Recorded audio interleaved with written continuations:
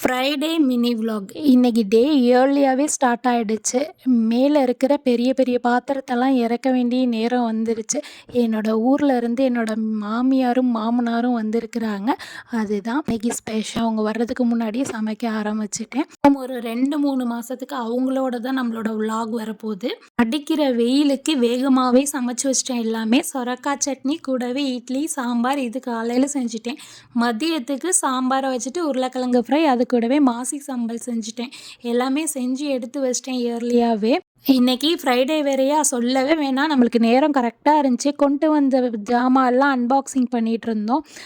இது என்னோடய மாமியாரோட கிஃப்ட்டு. இந்த பானை புடைக்கவே தெரியாது, எனக்கு முறம் வாங்கிட்டு வந்திருந்தாங்க. இது எங்கள் அம்மாவோட கிஃப்ட்டு. கொஞ்சம் எனக்கு பிடிச்ச ஸ்வீட்ஸு அதோட மருதாணி இதெல்லாம் அம்மா கொடுத்து விட்டுருந்தாங்க.